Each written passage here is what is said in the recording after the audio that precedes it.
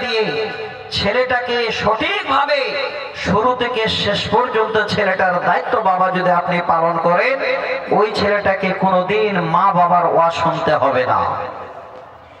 নিজে তৈরি হবে ছেলে যে আমার বাবাকে আমাকে কি করে শেষ পর্যন্ত দেখতে হবে। আমি ইনশাআল্লাহ আলোচনাগুলো তুলে ধরবো। এবার আলোচনায় আসছি।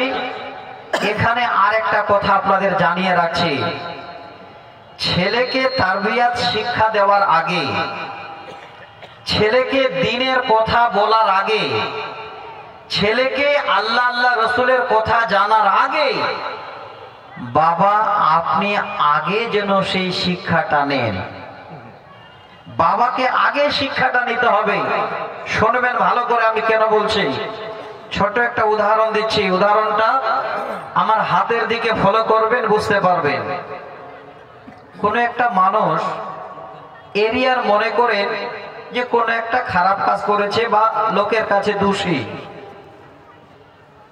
ওই লোকটা সামনে দিক দিয়ে যাচ্ছে, দু তিন বন্ধু মিলে বসে আছেন, আর তখন এদিক ওদিক করে কথা বলে এইভাবে আঙ্গুল করে দেখাচ্ছেন যে লোকটার কথা বলছিলাম দেখেছো, ওই যে দেখো যাচ্ছে। হাতটাকে ফলো করেন, এই আঙ্গুলটা দিয়ে ওই লোকটাকে দেখাচ্ছে। বন্ধু তার আগে সতর্ক হন, তিনটা আঙ্গুল কিন্তু আপনার দিকে, আপনাকে দেখাচ্ছে। ওকে খারাপ বলার আগে তুমি নিজে সতর্ক হও, এই তিনটি আঙ্গুল তোমাকে দেখাচ্ছে। ওই লোকটা সম্বন্ধে যাকে তুমি ধারণা দিচ্ছ তার থেকে তুমি হয়তো আরো খারাপ, এই তিনটা আঙ্গুল সতর্ক বানিয়ে দিচ্ছে।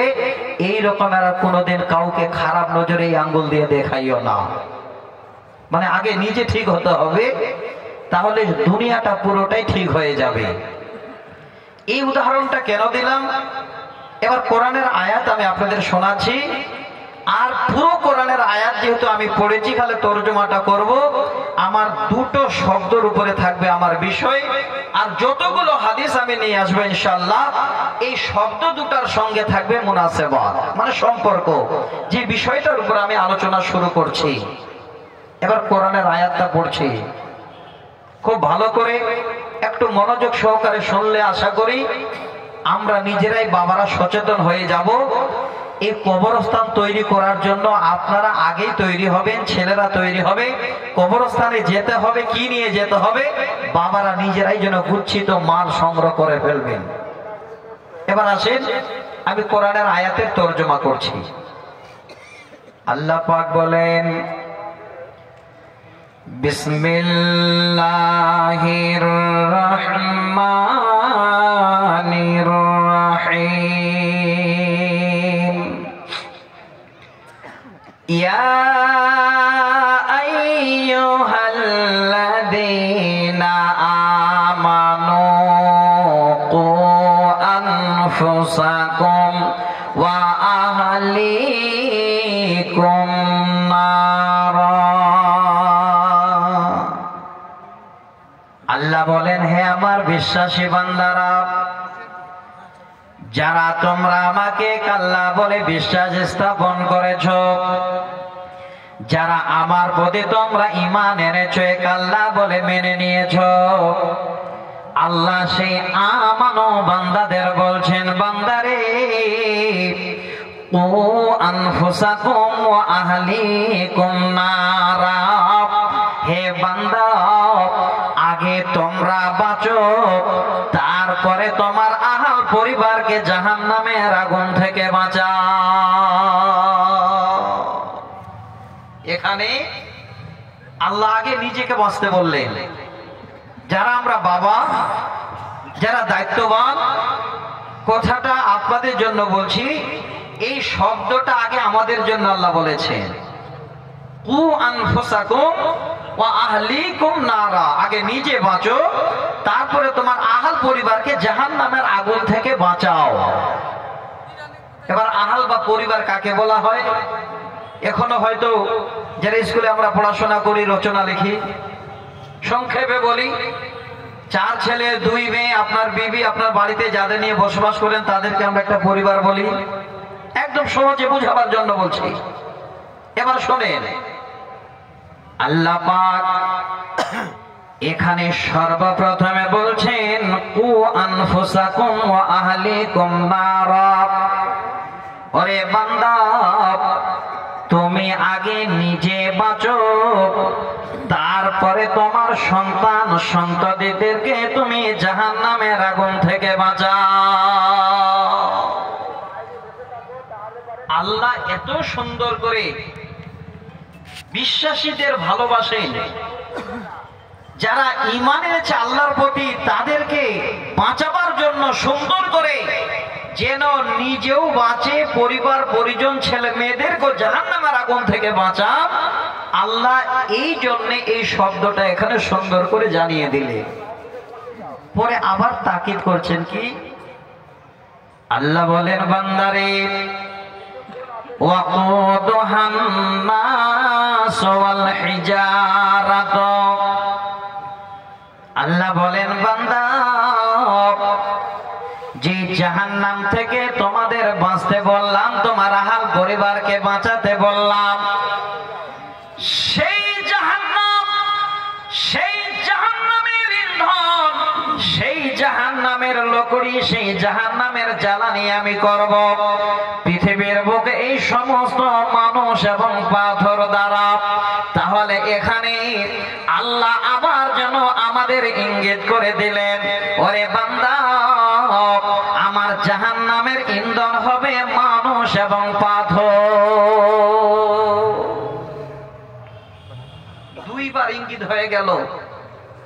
আল্লাহ প্রথমে বাঁচতে বললেন, পরিবারকে বাঁচাতে বললেন, তারপরে বলছেন এই মানুষ আর পাথর দিয়ে আমার জান্নাত, জাহান্নামের জ্বালানি হবে, জাহান্নামের ইন্ধন হবে এই মানুষ আর পাথর দ্বারা।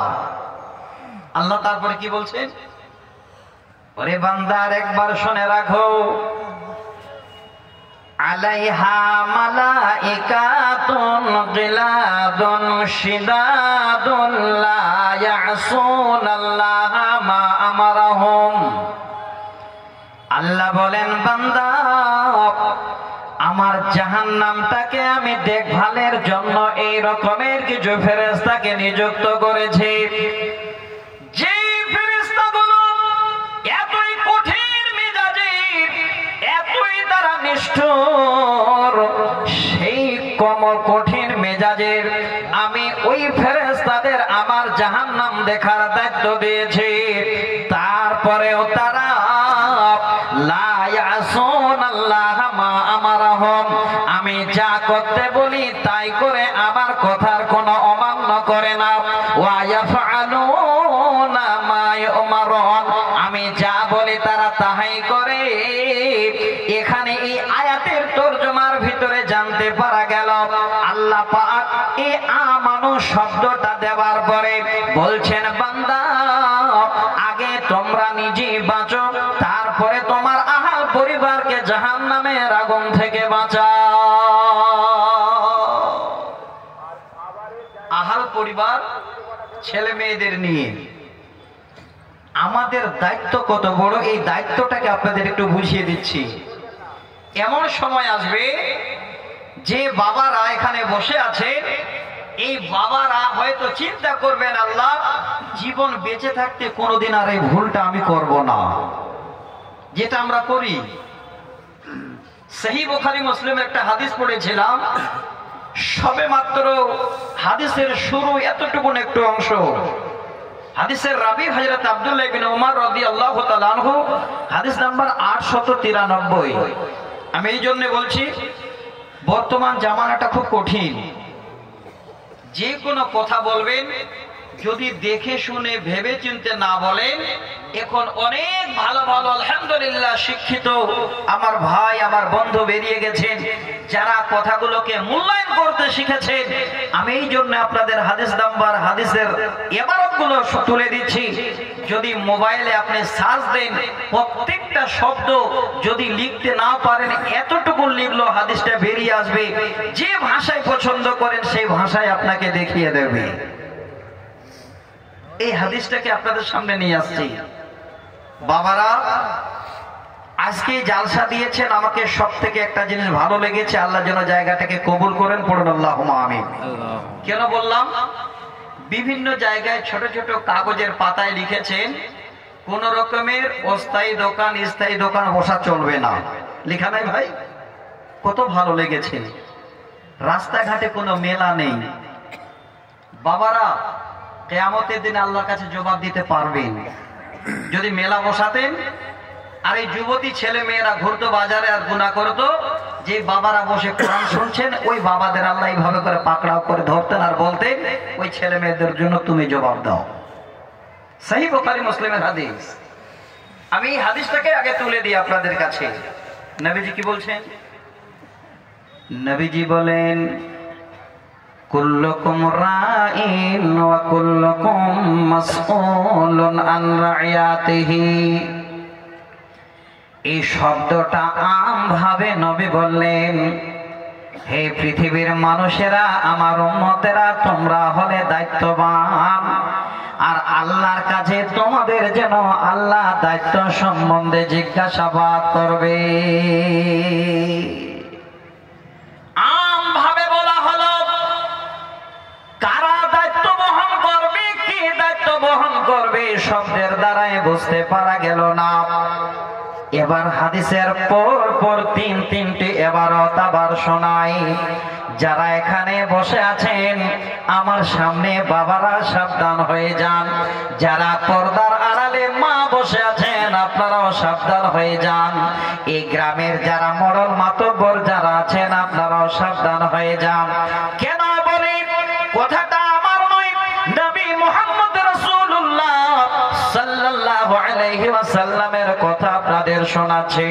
নবী বলেন ফাল ইমামু রাইন ওয়া হুয়া মাসউলুন আন রাইয়াতিহি। যারা হলো গ্রামের ইমাম, ইমাম মানে আলেম ওলামাদের ইমাম বুঝিয়েন না। যারা মসজিদের ইমামতি করে ওই ইমাম মানে মসজিদের ইমাম নয়। ইমাম মানে হলো যারা গ্রামের মোড়ল, যারা গ্রামের সরদার, যারা গ্রামের দায়িত্ববান লোক, যারা গ্রামের নেতা, যাদের দ্বারা গ্রামের ফয়সালা হয়, যাদের দ্বারা গ্রাম পরিচালিত হয়, এই ইমাম শব্দের মানে হলো এই সমস্ত মানুষেরা। নবী বলছেন ফাল ইমামু রাইন ওয়া হুয়া মাসউলুন আন রাইয়াতিহি।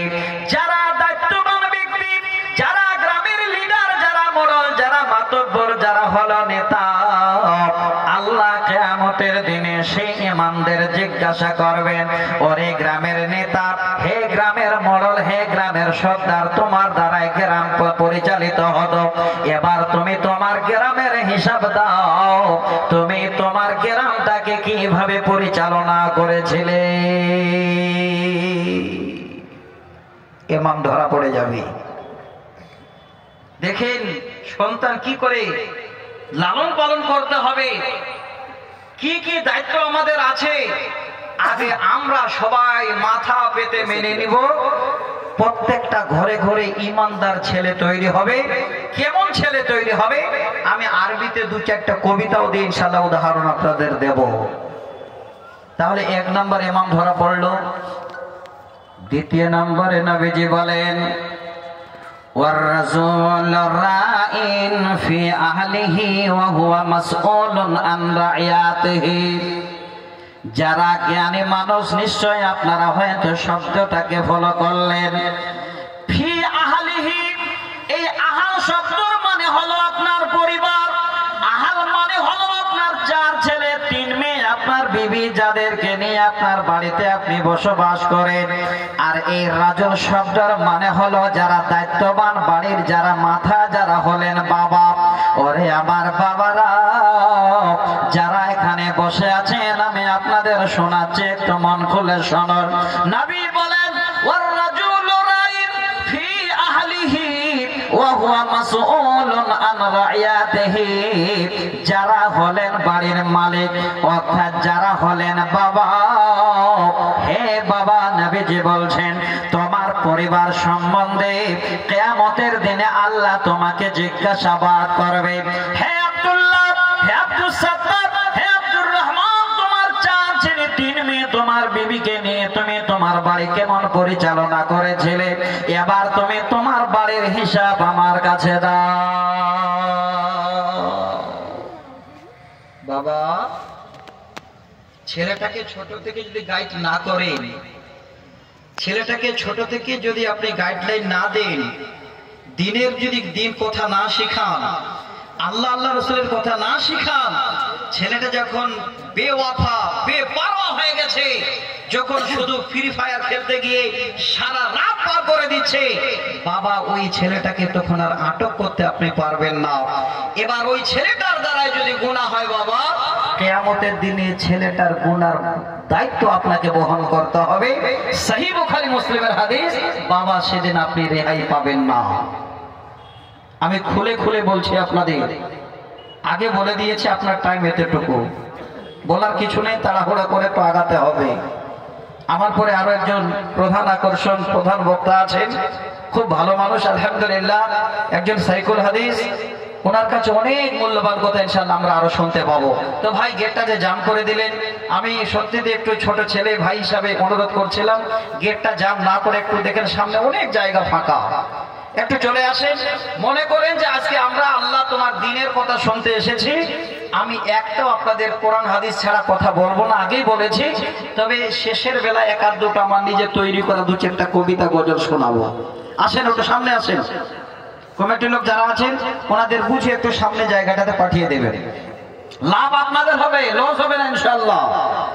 এবার কথাটা কি বললাম, বাবাকে কিয়ামতের দিন আল্লাহ জিজ্ঞাসা করবে, তোমার পরিবার, ছেলে মেয়ে, তোমার বাড়ি ঘর, বিবিকে নিয়ে কিভাবে চলেছিলে, তোমার বাড়ির সম্বন্ধে আমার কাছে এবার জবাব দাও।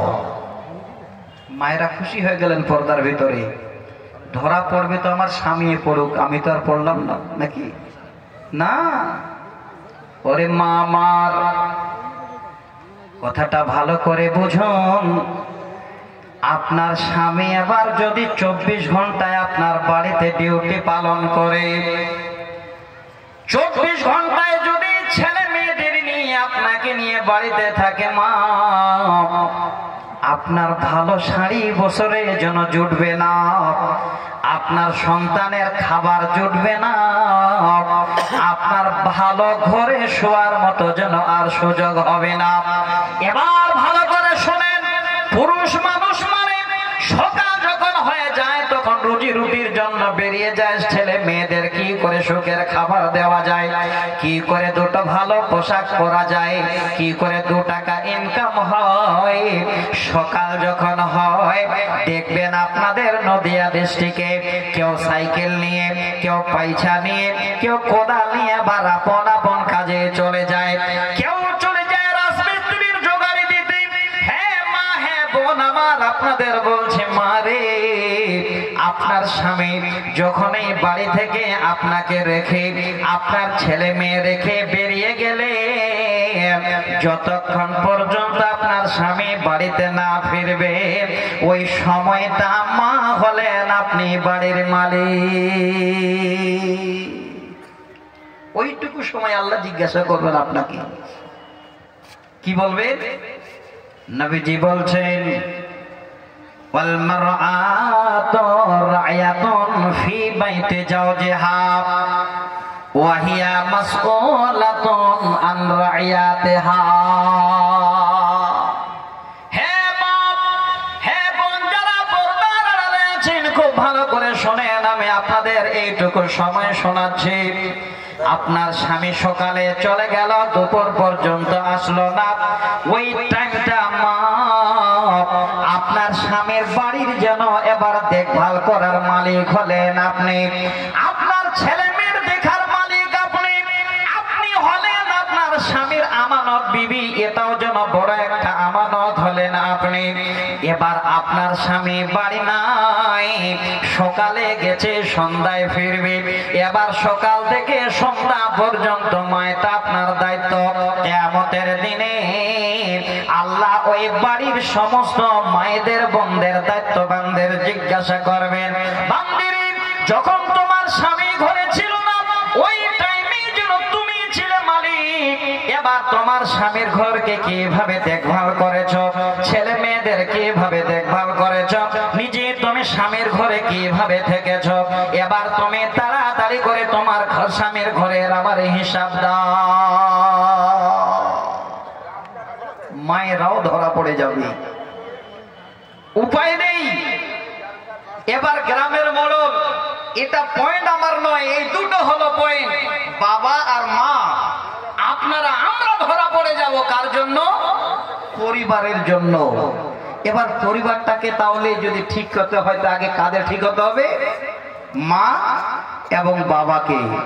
খুব ভালো করে পয়েন্টগুলো নেবেন, আমি শুনিয়ে বুঝিয়ে আপনাদের বুঝাতে যাচ্ছি, বলতে যাচ্ছি, যেন আপনারা আজকে শোনার পরে আর এদিক ওদিক মনটাকে না করে ঠিক জিনিসটা বুঝতে পারেন। তাহলে কিয়ামতের দিনে মায়েদেরকে আল্লাহ জিজ্ঞাসা করবে স্বামীর ঘর সম্বন্ধে।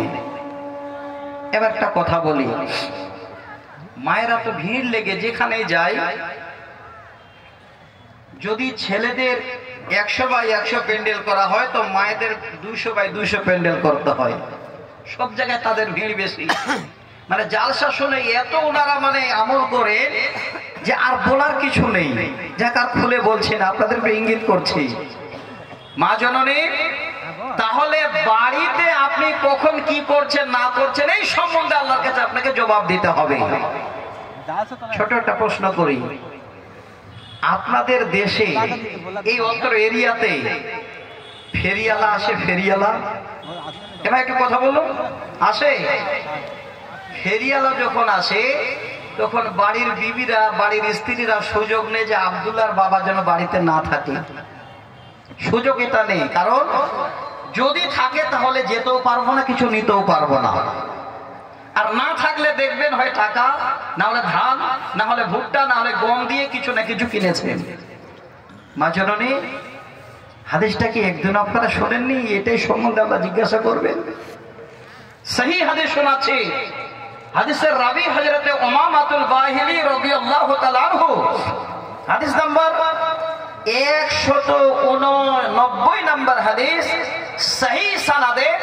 এই হাদিসটাকে এই জন্য আমি তুলে দিচ্ছি, যে মায়েরা আমার কিয়ামতের দিনে ধরা পড়বে, ওই মায়েরা হাদিসটা শুনেন, আল্লাহর কাছে ধরা পড়তে হবে না, তার আগে আপনারা বেঁচে যাবেন। সেটা কি?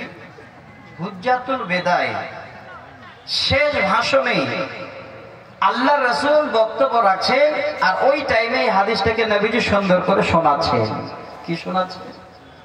নবীজি বলেন, লা তুনফিকিল মারআতু শাইয়ান মিন বাইতি জাওজিহা ইল্লা বিদাওদিহা কিলা ইয়া রাসূলুল্লাহি ওয়ালা তাআমা ক্বালা যাকা আফজালু আমওয়ালিনা। নবীজি বলছেন,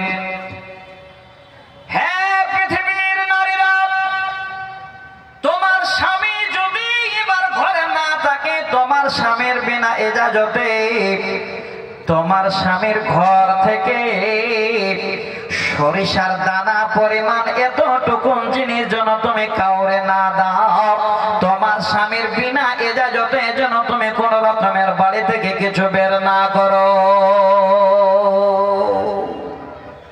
হুজ্জাতুল বিদায় শেষ ভাষণে আল্লাহ রাসূল কয়েকটা হাদিস বলেছিলেন, তার মধ্যে এইটা একটা।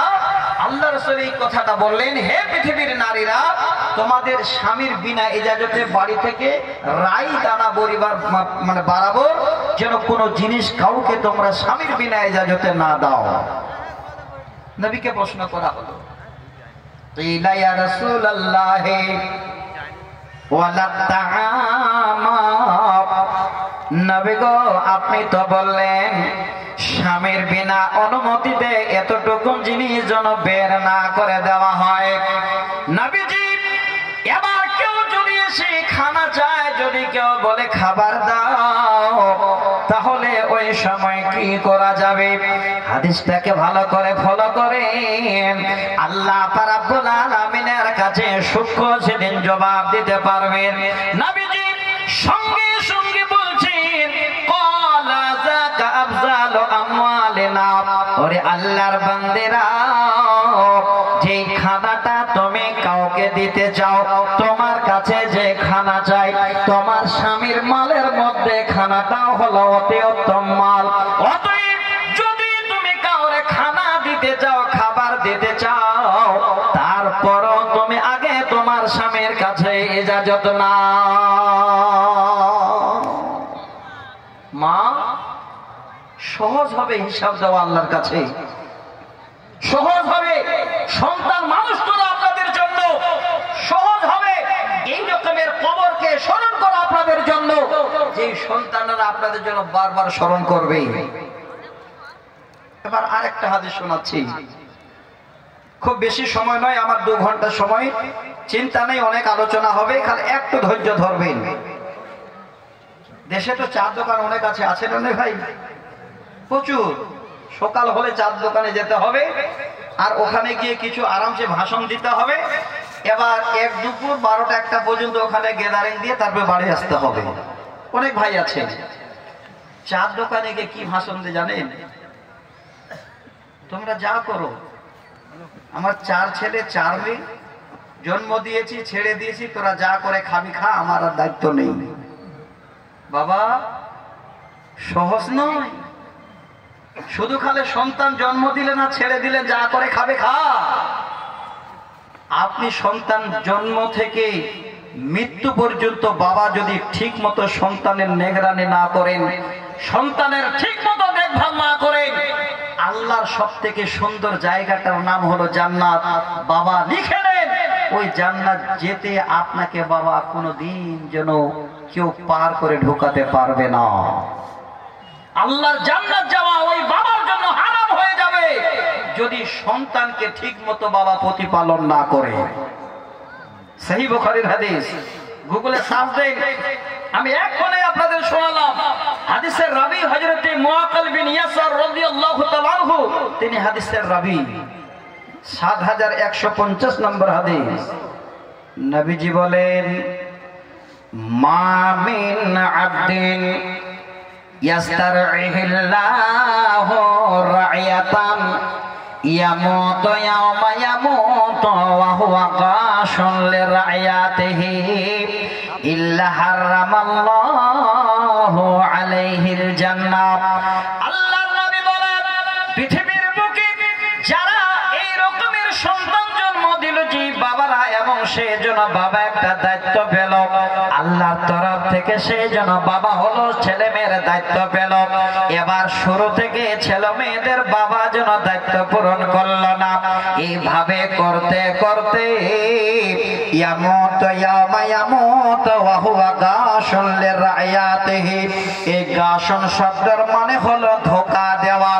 অনেক বাবা আছে ছেলে মেয়েকে শুরু থেকে শেষ পর্যন্ত ভালো করে দেখভাল করলো না, শেষের বেলায় ছেলে মেয়েদের ধোঁকা দিয়ে দিল, ছেলে মেয়েকে অনেক রকমের ধোঁকা দিয়ে বাবা যেন মরে গেল। আল্লাহ রাসূল বলছেন, যে বাবা ছোট থেকে ভালো করে দেখভাল না করে বড় হয়ে শেষ মৃত্যু পর্যন্ত ধোঁকা দিয়ে মরে গেল, ইল্লা হারামাল্লাহু আলাইহিল জান্নাহ, ওই বাবার জন্য আল্লাহর জান্নাত যাওয়া হারাম, ওই বাবা আল্লাহর জান্নাত যেতে পারবে না। আজকে বাবাদের আলোচনা হোক, সন্তান কি করে মানুষ করতে হয়, তাহলে বুঝে আসবে যে সন্তান বাবাকে কি করে লালন পালন মানে শ্রদ্ধা করতে জানে, করবে। আজকে ছেলে মেয়ের আপনার কোনো ধ্যান নেই। সকাল 6টা থেকে নিয়ে 10টা 11টা পর্যন্ত চার দোকানে ভাষণ দিচ্ছেন, ছেলে কোথায় যাচ্ছে, কি খাচ্ছে না খাচ্ছে কোনো চিন্তা নেই। জেনে রাখেন, যেদিন আপনি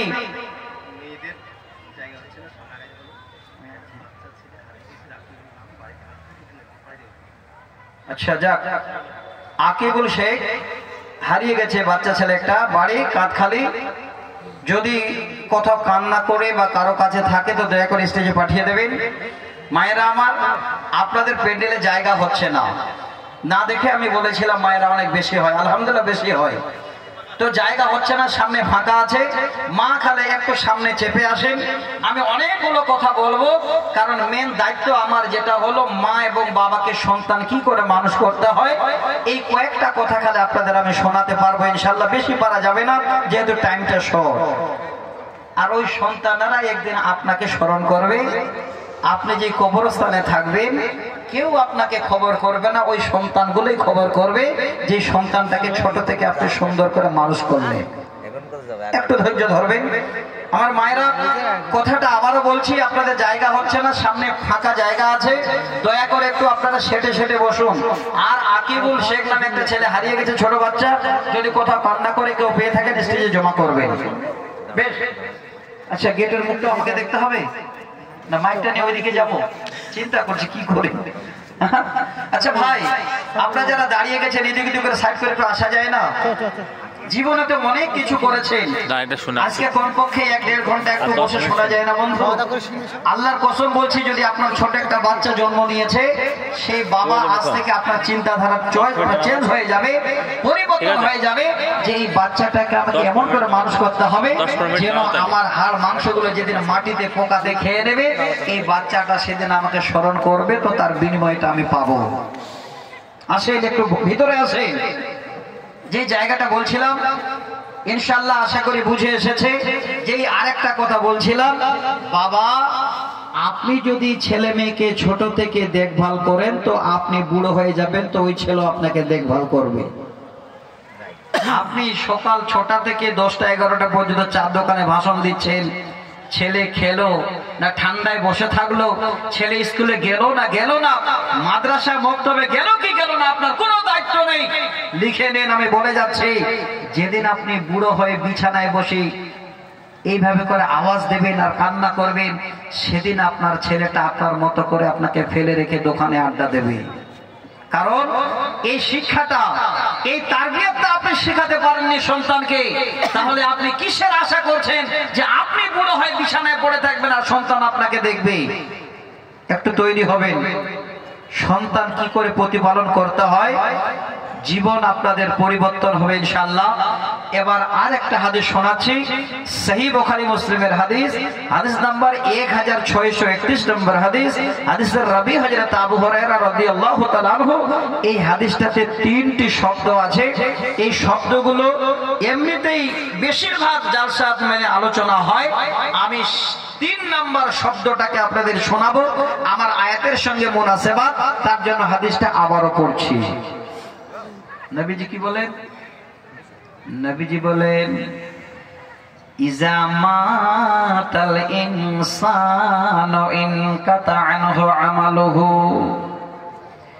ইল্লা মিন সালাসিন সাদকাতিন জারিয়াতিন আও ইলমিন ইনতাফাহু বিহি আও ওয়ালাদিন সালিহিন ইয়াদউ লাহু। ওরে আমার বাবারা, যাদের 1টা 2টা 4টা 5টা 10টা ছেলে মেয়ে আছে, আপনাদের বলছি, আল্লাহর নবী বলেন, মানুষ যখন মারা যায় তার দুনিয়ার সমস্ত রকমের আমল তার জন্য বন্ধ হয়ে যায়। ইনকাতা শব্দের মানে হলো মুনকাতা হয়ে যাওয়া, ছিন্ন ছাড়া হয়ে যাওয়া, দুনিয়ার সঙ্গে সম্পর্ক যেন এবার ছিন্ন হয়ে যাওয়া। নবী বলেন, ইজা মাতাল ইনসানু ইনকাতা আনহু আমালুহু, মানুষ যখন মারা যায় দুনিয়ার আমল যেন তার পৃথিবীর বুক থেকে সব বঞ্চিত হয়ে যায়, ছিন্ন ছাড়া হয়ে যায়।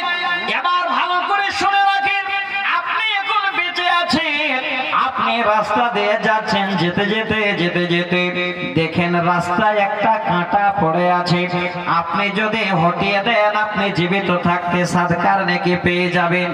আপনি রাস্তায় যাচ্ছেন, ইট একটা ছোট পড়ে আছে, রাস্তা দিয়ে হটিয়ে দিলেন আপনি সাদকার নেকি পেয়ে যাবেন।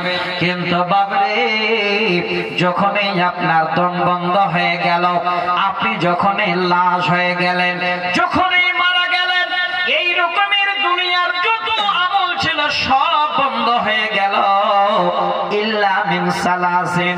নবীজি বলেন পৃথিবীর বুকে তিনটি এমন আমল আছে মরার পরেও ওই হাড় মাংসগুলো একটাও যেন মাটিতে থাকে না, সব খেয়ে নেয়। আল্লাহর কাছে আত্মা যেন জমা থাকে, সেই আত্মা মরার পরে এই তিনটে আমল কিয়ামতের পূর্ব পর্যন্ত পেতেই থাকে। তিনটি আমল।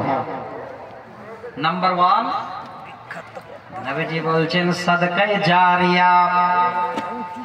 যারা আল্লাহ রাস্তায় সাদকায়ে জারি করলো। এবার সাদকায়ে জারিয়া কাকে বলে তার উদাহরণ ছোট করে কাদ্যটা দিয়ে দিই। যেমন মনে করেন এই রকমের আপনাদের পাশে একটা বড় নদী আছে গঙ্গা, যদিও মুর্শিদাবাদ পড়ে। প্রতি বছরই পানির স্রোত কিন্তু বন্ধ হয় না, উজান থেকে বরভাটের দিকে পানি জোয়ার যেতেই থাকে। নবী বলছেন ওরে আমার উম্মত, তুমি যদি তোমার ইনকাম করা পয়সা দিয়ে একটা গাছ লাগিয়ে দাও, তুমি মরে যাবে।